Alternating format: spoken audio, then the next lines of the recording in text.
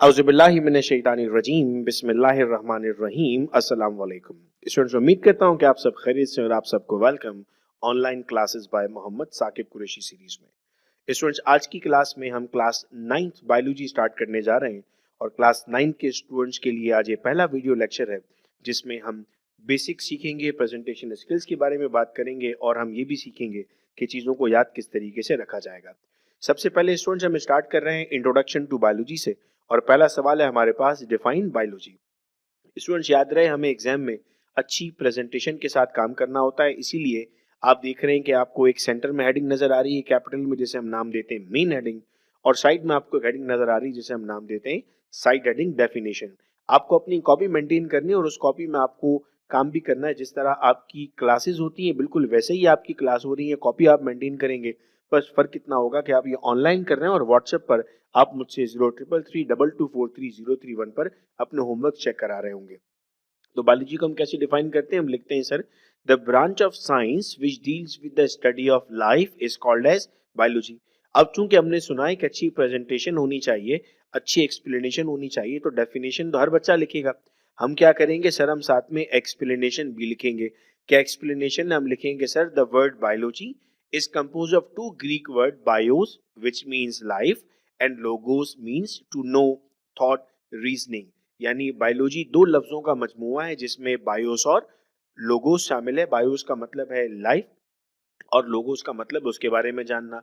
फिर सवाल आता है पेपर में, define three main branches of biology, यानी बायोलॉजी की तीन अहम शाखों के बारे में बताएं। तो कौन कौन सी तीन अहम शाखें? हम कहते हैं सर, बायोलॉजी की तीन अहम शाखों में बॉटनी, जूलॉजी और माइक्रोबायोलॉजी शामिल है। अब बच्चों, यहाँ पर बेशुमार ब्रांचेस आने वाली हैं, हमें ये भी सीखना है कि जल्दी जल्दी चीजें याद कैसी हो जाएं। मेरी इन ऑनलाइन क्लासेस का मकसद सिर्फ आपको समझाना नहीं होगा, बल्कि साथ ही साथ आप लोगों को वो चीज याद करवाना भी होगा। तो आइए मैं आपको याद करवा देता हूँ, एक जर्नल डेफिनेशन याद करवाऊंगा। आप याद करोगे, the branch of biology which deals with the study of dash is called as dash। पहले डैश को हमने ए कह दिया और दूसरे डैश को हमने बी कह दिया। अच्छा, मेरे साथ साथ इस डेफिनेशन को पढ़ो। भले ही ये क्लासेस ऑनलाइन हो रही है, लेकिन आप ये फील करो कि मैं आपके सामने मौजूद हूँ और आप जोर से पढ़ो, ताकि आपके घर वालों को भी इस बात का अंदाजा हो जाएगा कि आप अपनी बाकायदा तौर पे ऑनलाइन क्लास अटेंड कर रहे हो। तो मेरे साथ साथ मैं उम्मीद कर रहा हूँ आप पढ़ रहे होगे। The branch of biology which deals with the study of blank is called as blank. अब इन ब्लैंक्स में क्या आएगा? देखो, ए और बी में, ए में आएगा हर्ब एंड श्रब, बी में आ जाएगा बॉटनी। ए में आ जाएगा एनिमल, बी में आ जाएगा जोलॉजी। ए में आ जाएगा माइक्रो ऑर्गेनिज्म और बी में आ जाएगा माइक्रोबायोलॉजी। देखो डेफिनेशन कैसे बनेगी।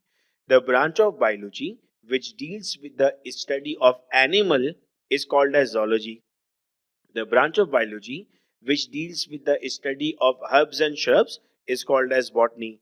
The branch of biology which deals with the study of microorganism is called as microbiology।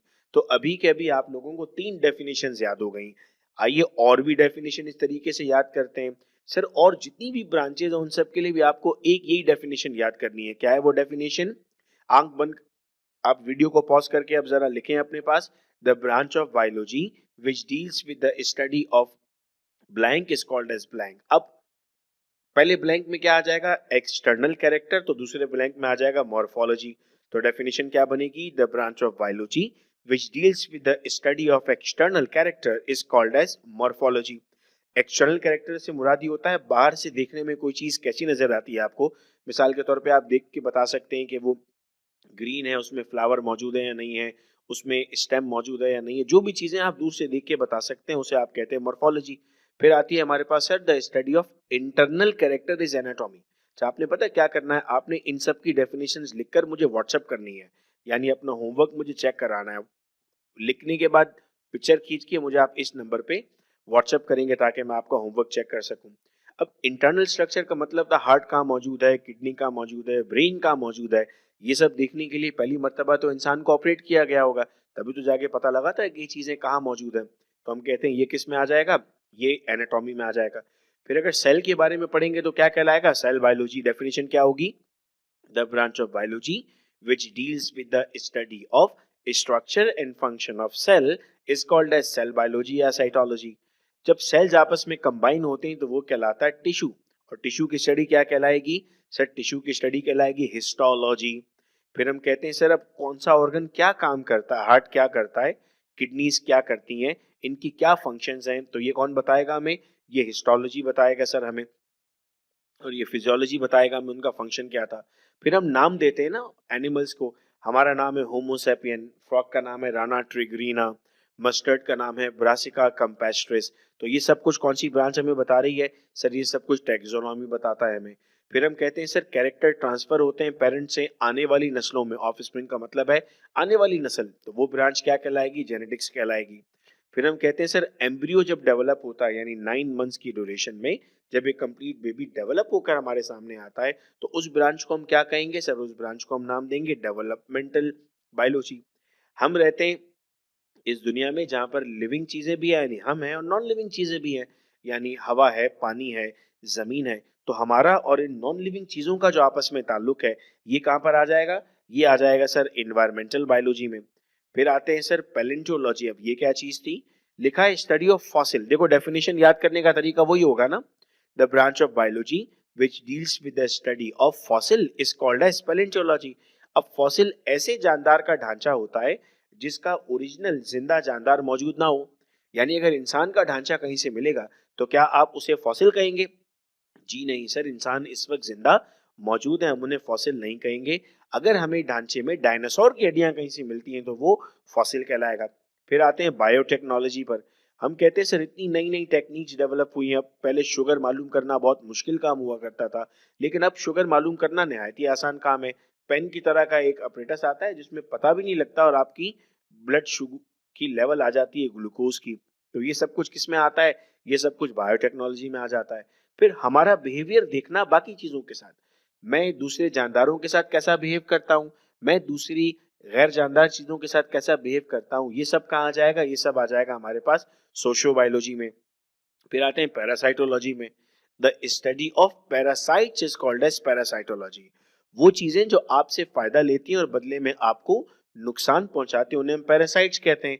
Urdu में तोफिलिए कहते हैं इसे हम। अब इसमें भी दो टाइप्स बन जाती हैं, एक्सो और एंडो। एक्सो का मतलब जो बाहर होगा, मॉस्किटो यानी मच्छर कहाँ काटता है, बॉडी के बाहर, तो वो कहलाएगा एक्सो पैरासाइट।